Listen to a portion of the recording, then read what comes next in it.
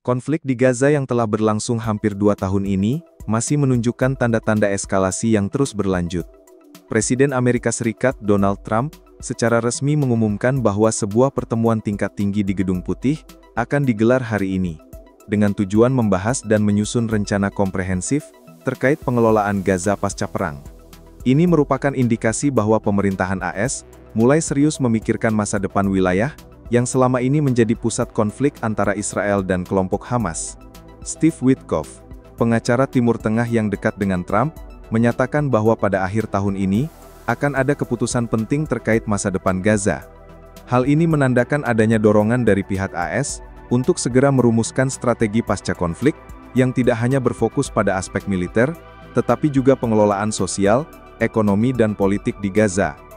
Keberadaan rencana ini menunjukkan pergeseran dari pendekatan reaktif terhadap konflik menjadi langkah proaktif dalam upaya stabilisasi wilayah. Namun, masih ada keraguan tentang bagaimana rencana ini akan diterima oleh pihak-pihak lokal, terutama Hamas dan penduduk Palestina di Gaza. Sejauh ini, belum ada tanda-tanda jelas bahwa Hamas bersedia menerima gencatan senjata yang diusulkan. Sementara itu, tekanan domestik di Israel juga meningkat, dengan ribuan warga yang turun ke jalan-jalan di Tel Aviv dan kota-kota lain, mendesak pemerintah untuk segera menyelesaikan konflik melalui perjanjian damai. Sementara itu, di lapangan, pasukan pertahanan Israel, IDF, terus mengintensifkan operasi militer di Gaza, dengan fokus utama pada penghancuran jaringan terowongan bawah tanah yang digunakan oleh Hamas. IDF telah berhasil menutup 2 terowongan besar di Gaza Tengah. Satu di antaranya diisi dengan beton untuk memastikan tidak dapat digunakan kembali, sementara yang lain dihancurkan menggunakan tembakan senjata berat. Operasi ini merupakan bagian dari strategi Israel untuk melemahkan infrastruktur militer Hamas dan menciptakan zona keamanan di sepanjang garis pantai Gaza. Selama beberapa bulan terakhir, IDF telah menargetkan jaringan terowongan dan fasilitas yang digunakan untuk menyimpan senjata dan peralatan militer lainnya. Ini menunjukkan bagaimana perang di Gaza tidak hanya terjadi di permukaan, tetapi juga di bawah tanah, di mana peperangan asimetris menjadi sangat intens. Di sisi lain, penyelidikan terkait insiden di Rumah Sakit Al-Nasa di Khan Yunis membuka fakta baru yang kontroversial.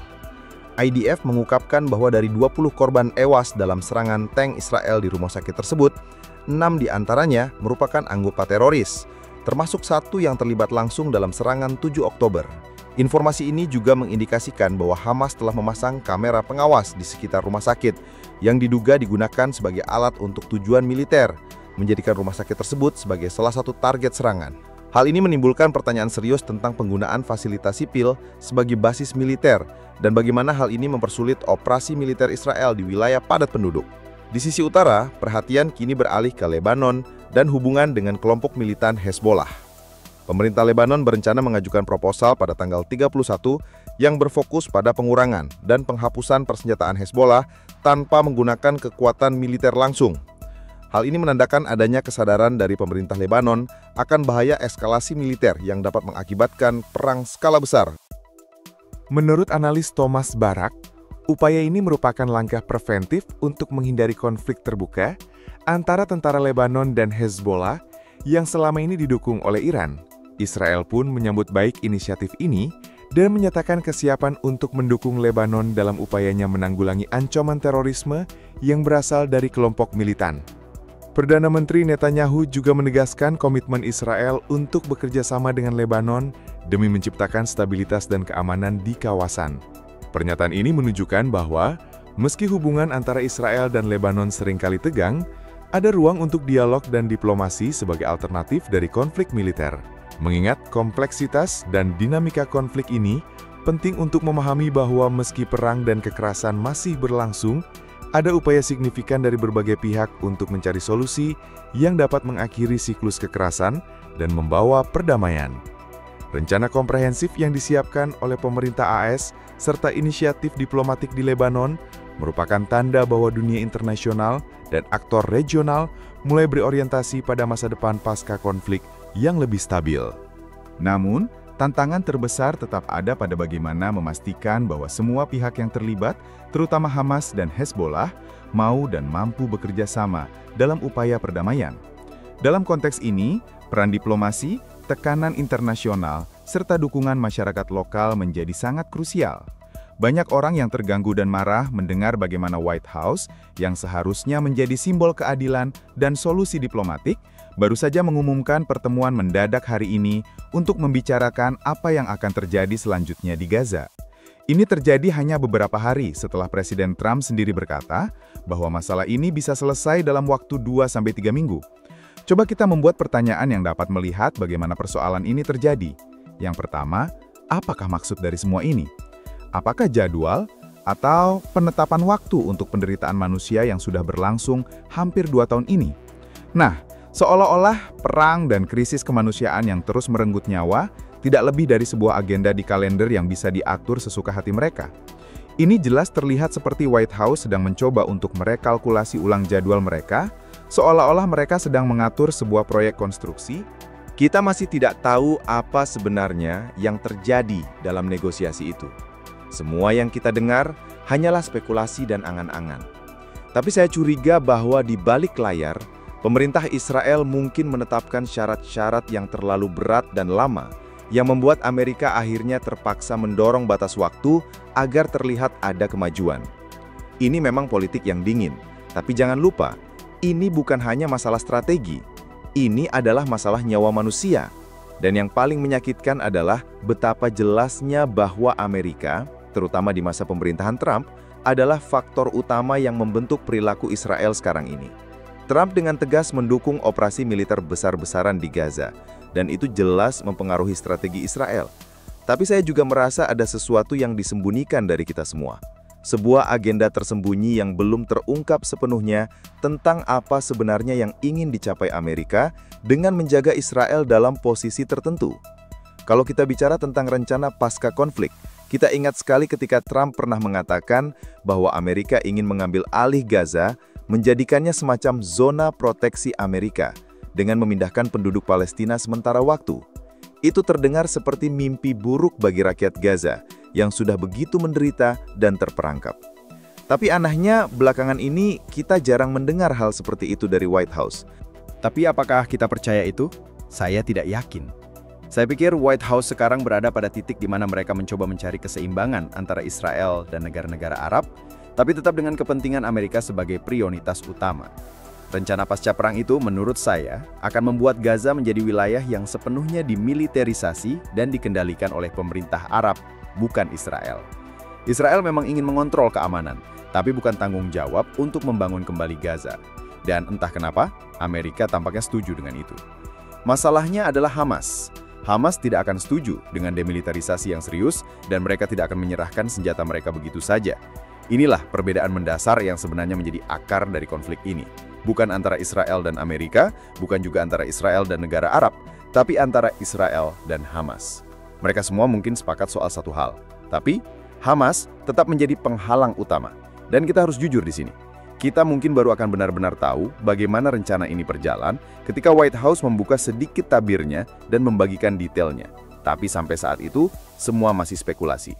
Kita belum tahu bagaimana sebenarnya hubungan dan negosiasi di antara Trump dan Israel. Sekarang, mari kita bicarakan tentang apa yang terjadi di perbatasan utara dengan Lebanon, di mana Hezbollah masih menjadi ancaman yang sangat serius. Hezbollah bukan hanya sebuah kelompok militan yang berperang dengan Israel. Mereka adalah gerakan politik dan sosial yang telah mengakar kuat di masyarakat Syiah Lebanon selama puluhan tahun. Konflik antara Hezbollah dengan kelompok lain di Lebanon sudah berlangsung lama, dan peran mereka sangat kompleks. Sepanjang tahun terakhir, Hezbollah mengalami beberapa pukulan besar yang melemahkan kekuatannya. Tetapi, mereka masih sangat berpengaruh. Jadi, ketika mereka mengancam akan melakukan perang pribadi, ini bukan ancaman biasa. Ini adalah ancaman yang harus diambil sangat serius oleh semua pihak. Keadaan di Lebanon ini benar-benar berbahaya, karena jika Hezbollah memutuskan untuk membuka perang lagi, bukan hanya Israel yang akan terkena dampaknya, tapi seluruh wilayah akan terjerumus ke dalam kekacauan yang lebih parah. Ini bukan sekadar masalah Israel-Hezbollah, ini juga masalah keseimbangan kekuatan dan pesaing sektarian dalam masyarakat Lebanon sendiri. Dan kita lihat saat ini, tidak ada solusi mudah. Hezbollah tidak mau mengurangi persenjataannya, tidak mau melepaskan kekuasaannya, dan itu membuat setiap upaya negosiasi menjadi sangat sulit. Sementara itu, Israel juga tidak mau diam. Jadi di Gaza dan Lebanon, kita melihat dua kelompok militan utama, Hamas dan Hezbollah, yang masih menjadi batu sandungan utama bagi perdamaian di wilayah ini.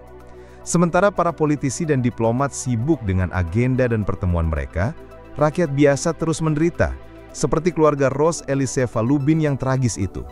Rose, seorang wanita muda Yahudi yang berani, yang telah berjuang melawan terorisme dan akhirnya tewas oleh peluru teroris Palestina, menjadi simbol dari konflik berdarah ini. Dan apa yang terjadi setelah kematiannya? Keluarganya justru menjadi korban serangan antisemit yang penuh kebencian di Amerika, menunjukkan bagaimana kebencian ini meluas bukan hanya di Timur Tengah, tapi juga di seluruh dunia. Ini adalah contoh nyata bahwa konflik ini bukan hanya perang di medan tempur, tapi juga perang ideologi dan kebencian yang melanda masyarakat sipil. Sebenarnya di sini kita harus lebih keras menuntut keadilan dan solusi yang benar-benar manusiawi. Kita tidak boleh membiarkan politik dan permainan kekuasaan membuat jutaan orang menjadi korban. Sudah saatnya bagi dunia untuk mendengarkan suara rakyat, bukan hanya suara para pemimpin yang sibuk dengan agenda mereka sendiri. Langkah White House menggelar pertemuan khusus untuk membahas masa depan Gaza setelah perang, meskipun tampak sebagai respons atas tekanan internasional, sesungguhnya menandai perubahan signifikan dalam pendekatan Amerika terhadap konflik yang sudah berlangsung lama ini. Namun perubahan ini bukan tanpa kontroversi. Pertama, sikap Presiden Trump yang berharap perang ini bisa diselesaikan dalam 2-3 minggu menunjukkan optimisme yang nyaris naif terhadap kompleksitas konflik yang sudah mengakar selama puluhan tahun. Dalam kenyataannya, medan pertempuran di Gaza dan hubungan Israel-Palestina bukanlah hal yang bisa diselesaikan dengan cepat, apalagi melalui serangkaian operasi militer saja. Yang lebih penting adalah bagaimana AS mencoba menjadwalkan penderitaan yang dialami jutaan warga Gaza seperti sebuah proyek.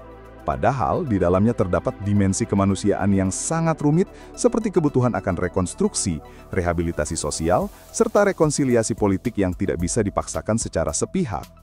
Selain itu, adanya perbedaan jadwal dan prioritas antara Washington dan Tel Aviv menunjukkan ketegangan terselubung. Israel, yang berbicara tentang operasi militer yang mungkin berlangsung berbulan-bulan untuk mengambil kembali kota Gaza, tampak lebih fokus pada tujuan strategis jangka panjang. Sementara AS berusaha menetapkan batas waktu demi menjaga tekanan politik dan persepsi publik internasional. Hal ini menimbulkan pertanyaan serius. Apakah tekanan AS untuk percepatan konflik ini akan memaksa Israel mengambil keputusan yang terburu-buru, yang berpotensi memperburuk kondisi di lapangan dan memperpanjang penderitaan rakyat Gaza? Atau justru, apakah Israel akan menggunakan tekanan ini untuk memperkuat posisinya dalam negosiasi pasca perang? Dalam konteks ini, posisi Hamas dianggap sebagai penghalang utama upaya demilitarisasi Gaza menjadi sangat krusial. Hamas tidak akan mudah melepaskan senjata, apalagi setelah melewati masa panjang konflik yang telah memperkuat posisi militernya sebagai simbol perlawanan Palestina. Maka dari itu, rencana AS dan sekutunya untuk menjadikan Gaza sebagai wilayah yang sepenuhnya dimilitarisasi, bahkan dikelola oleh pemerintah Arab, menghadapi hambatan nyata di lapangan. Penolakan keras Hamas terhadap rencana ini bukan sekedar soal militer, tapi juga soal legitimasi politik dan identitas nasional. Ini menimbulkan dilema besar bagi para pembuat kebijakan. Bagaimana memastikan keamanan dan stabilitas di Gaza tanpa menimbulkan kekosongan kekuasaan yang bisa dimanfaatkan oleh kelompok radikal lainnya, dan bagaimana pula mengatasi kebutuhan kemanusiaan dan pembangunan yang mendesak tanpa mengabaikan aspirasi rakyat Palestina. Lebih jauh ke utara, situasi di Lebanon dan peran Hezbollah juga menjadi bagian yang tak terpisahkan dari dinamika konflik. Hezbollah, dengan kekuatan militer dan pengaruh politiknya, tidak hanya menjadi tantangan bagi Israel, tapi juga bagi stabilitas internal Lebanon sendiri. Penurunan kekuatan Hezbollah selama setahun terakhir menandakan adanya perubahan signifikan dalam lanskap politik Lebanon, namun tidak menghilangkan potensi konflik yang lebih besar. Ketegangan sektarian dan kekuasaan di dalam masyarakat Lebanon, khususnya antara komunitas Syiah dan kelompok lain, membuat situasi sangat mudah memanas. Ketidakmampuan untuk menyelesaikan isu persenjataan Hezbollah secara damai menimbulkan risiko eskalasi yang bisa meluas menjadi perang terbuka, bukan hanya di perbatasan Israel-Lebanon, tapi juga di dalam Lebanon sendiri. Ini mempertegas pentingnya diplomasi regional dan keterlibatan aktor internasional untuk mencegah bencana kemanusiaan yang lebih besar. Di luar politik dan militer, konflik ini meninggalkan luka mendalam pada masyarakat yang terlibat, baik di Gaza, Israel, maupun di diaspora global. Kasus Ros Elisheva Lubin adalah contoh nyata bagaimana kekerasan dan kebencian tidak hanya terjadi di medan perang, tetapi juga merambat ke ranah sosial dan psikologis. Keluarga Lubin yang menjadi korban antisemitisme di Amerika menunjukkan bagaimana konflik ini melahirkan siklus kebencian yang sulit diputus. Ini menjadi peringatan bagi masyarakat global bahwa perang bukan hanya soal senjata dan strategi, tetapi juga tentang membangun pemahaman, toleransi, dan rekonsiliasi antar kelompok. Melihat keseluruhan gambaran, jelas bahwa solusi atas konflik di Gaza dan ketegangan regional tidak bisa dicapai hanya dengan kekuatan militer atau keputusan politik sepihak. Diperlukan pendekatan komprehensif yang menggabungkan aspek keamanan, politik, sosial, dan kemanusiaan. Peran Amerika Serikat dan negara-negara Arab dalam proses ini sangat menentukan. Tapi pada akhirnya, keberhasilan juga bergantung pada kemampuan para pemimpin lokal dan kelompok-kelompok seperti Hamas dan Hezbollah untuk berkompromi dan mencari jalan damai. Kita sedang menyaksikan babak baru dalam sejarah yang penuh ketidakpastian, tapi juga peluang. Jika dijalankan dengan tepat, rencana pasca perang ini bisa menjadi titik awal bagi perdamaian yang lebih berkelanjutan di Timur Tengah. Namun, jika salah langkah, konflik ini bisa terus berlarut-larut dan membawa dampak yang semakin destruktif bagi generasi yang akan datang.